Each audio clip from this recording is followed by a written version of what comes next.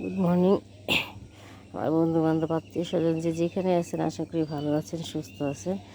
আমিও আপনাদের প্রার্থনার ফলে ভালো আছি, সুস্থ আছি।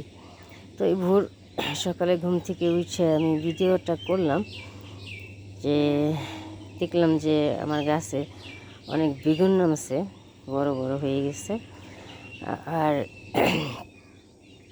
থানকুনি পাতা, তো বিষয়টা হলো এটা যে আসলে আমি ভিডিও করে আপনাদের দেখাইতেছি এই কারণে যে আমি আগেও বলছি যে আপনারা কেউ হাত গুটায় বসে না থেকে কিছু করেন, দেখবেন সুন্দর মতো হবে, নিজেরাও খেতে পারবেন, ভালো লাগবে।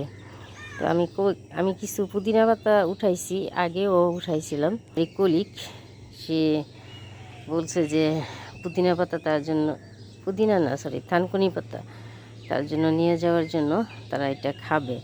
তো আমি দেখি যে এখন বর্তমানে আমাদের ডক্টররা সবসময় বলে, প্রতিনিয়ত বলে যে মারা অভিযোগ করে যে আমার বাচ্চা পড়াশোনায় মনোযোগী না, আমার বাচ্চায় মনে রাখতে পারে না।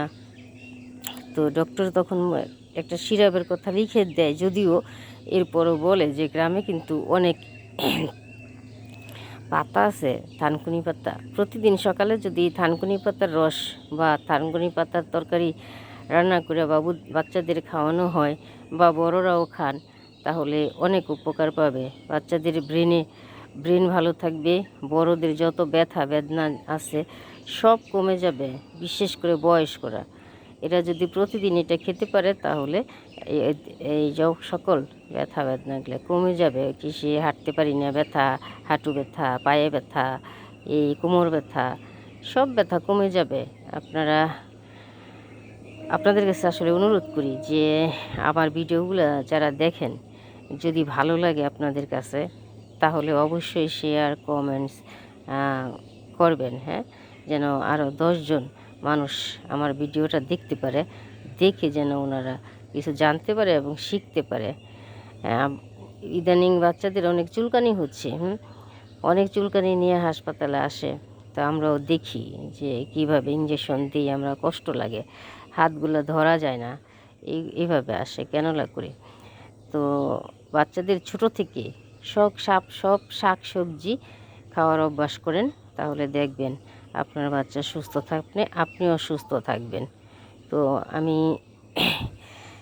এই জিনিসগুলো উঠাইছি, এখন আমি এগুলো নিয়ে যাব। যে আমার কলিগ বলছে যে দিদি তাহলে আমার জন্য নিয়ে আসেন। হ্যাঁ, আমি গত 2 দিন আগেও নিয়ে গেছিলাম, আজকেও নিয়ে গেছিলাম। তো আপনাদের যদি কারো প্রয়োজন পড়ে, আমি কিন্তু বাগানই করে ফেলছি এটার, এই থানকুনি পাতার আর হচ্ছে আপনার তুলসী পাতার, এই দুইটাই আমার বাগান হয়ে গেছে।